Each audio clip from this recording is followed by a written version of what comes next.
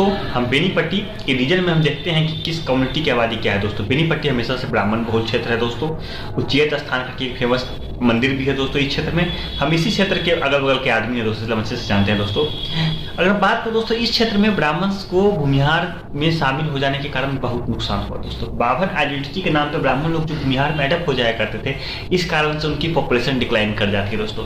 जो ब्राह्मण को जो पोजीशन मिलना चाहिए था, जो ब्राह्मण को जो सम्मान मिलना चाहिए था नंबर्स के टर्म में, वो सम्मान उनकी घट जाती है, इसलिए क्योंकि वो भूमिहार में शामिल हो जाते हैं दोस्तों। ठीक है दोस्तों, बहुत कंफ्यूजन है दोस्तों इस क्षेत्र में दोस्तों। ये क्षेत्र टोटली आपको ब्राह्मण डोमिनेट क्षेत्र है दोस्तों। इस क्षेत्र में 3 विधानसभा सीटें पड़ती हैं आपको, हाड़ालाखी, बिस्फी और बेनीपट्टी। समझ गए दोस्तों। अब हम एक्सप्लेन कर देते हैं दोस्तों। 5वें स्थान पर कोई कम्युनिटी आती है, उसका नाम है धानु, 5.67%। धानु की आबादी 5.67% है, अच्छी खासी आबादी दोस्तों। जिला बनना चाहिए आपको बेनीपट्टी, पुपरी और जाले मिला के, लेकिन जिला बन गया शिवहर। ठीक है दोस्तों। अगर बात करें 4th position goes to Dusadh 6.57%। Dusadh top 5 caste में मिथिला के क्षेत्र में आ ही जाता है। ठीक है दोस्तों। टॉप 3 में आगे आपको 52 मतलब 7.18%, जो कि संभव ही नहीं है। भूमिहार में बहुत सारा ब्राह्मण सब एडेड है, इसलिए भूमिहार 3rd पोजीशन पे आ चुका है दोस्तों। और 2nd पोजीशन गोज टू ब्राह्मण, 10.66%। ब्राह्मण 2nd पोजीशन पे है, लेकिन ब्राह्मण 2nd पोजीशन पे नहीं है। आपको मधुबनी में भी ब्राह्मण आपको 2nd पोजीशन पे आ जाते हैं, लेकिन उनकी पोजीशन टॉप मोस्ट पोजीशन पे है। 1st position goes to Ahir and Gwala, 11.37%। इसका मतलब दोस्तों है ब्राह्मण में और अहिर ग्वाला में अंतर अगर देखा जाए तो आपको 0.71% का है। आपको पता है भूमिहार की आबादी कितनी है? 7.18%। अगर ब्राह्मण भूमिहार 1 होते हैं दोस्तों तो उनकी आबादी 17.84% होती है, और अहिर ग्वाला की आबादी 11.37% होती है।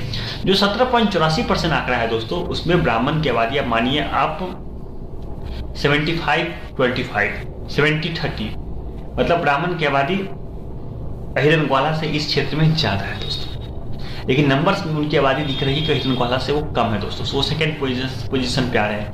लेकिन आपको ब्राह्मण भूमिहार झगड़ा सुलझ जाता है दोस्तों। 52 आइडेंटिटी का क्राइम आपको कंफ्यूजन सुलझ जाता है दोस्तों। तो भूमिहार ब्राह्मण आपको सीधे आ जाते हैं 1st पोजीशन पे, और आपको भूमिहार टॉप 5 कास्ट से गायब हो जाते हैं। भूमिहार आपको टॉप 5 कास्ट से गायब हो जाएंगे और ब्राह्मण टॉप मोस्ट कास्ट में आ जाएंगे दोस्तों। ये है ब्राह्मण भूमिहार का कंफ्यूजन के चलते इस क्षेत्र में प्रॉब्लम दोस्तों। कहाँ क्षेत्र प्रॉब्लम नहीं है दोस्तों? खजौली में आपको ब्राह्मण टॉप 5 से गायब, उसके कारण भूमिहार का वर्चस्व हो जाने के कारण आपको मधुबनी में ब्राह्मण टॉप 2 में आ चुके हैं, टॉप 1st पोजीशन छोड़ के। आपको यही दिक्कत ब्राह्मण के साथ आपको बेनीपट्टी में भी पहला पोजीशन डिजर्व करते, लेकिन 2nd पोजीशन पे आ जाते हैं ब्राह्मण भूमिहार कंफ्यूजन के कारण। दरभंगा में दोस्तों उनको 3rd पोजीशन मिलता है, लेकिन एक्चुअल में दोस्तों वो 2nd पोजीशन के हकदार हैं, और भूमिहार आपको टॉप 5 कास्ट से बाहर हो जाते हैं। मिथिला के क्षेत्र में किसी क्षेत्र में भूमिहार की आबादी टॉप 5 कास्ट से बाहर ही समझिए दोस्तों, मधुबनी और दरभंगा के क्षेत्र में। लेकिन भूमिहार टॉप 5 कास्ट में आ जा रहे हैं, मधुबनी में भी आ जा रहे हैं, आपको दरभंगा में भी आ जा रहे हैं, और आपको बेनीपट्टी में भी आ जा रहे हैं। इसके पीछे कारण है दोस्तों कंफ्यूजन। और खजौली तक में आ जा रहे हैं, यहाँ पे 20 और 80 का रेशियो है। ठीक है दोस्तों। बात करें अपर कास्ट की आबादी इस क्षेत्र में कितनी है दोस्तों? अपर कास्ट की आबादी इस क्षेत्र में दोस्तों बहुत है दोस्तों।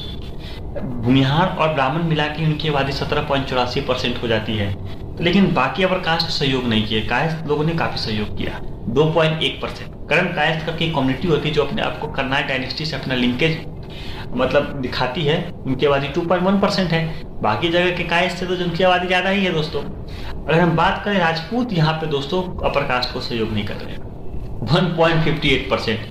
राजपूत की आबादी इस क्षेत्र में दोस्तों काफी कम है दोस्तों। और बात करें दोस्तों तो अहिर ग्वाला की आबादी 11.37%, तो अपर कास्ट की आबादी 21.43%। अपर कास्ट की आबादी अहिर ग्वाला से काफी ज्यादा है दोस्तों।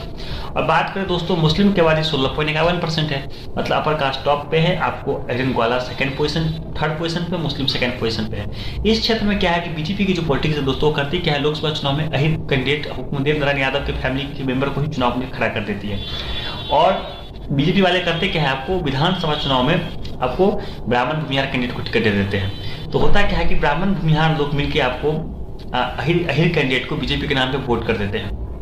ठीक है दोस्तों, वहाँ पे हिंदू मुस्लिम पॉलिटिक्स हो जाते हैं लोकसभा के चुनाव में, लेकिन अहिर कैंडिडेट आपको भी चुनाव में बीजेपी को मदद करते हैं दोस्तों लोकसभा चुनाव में।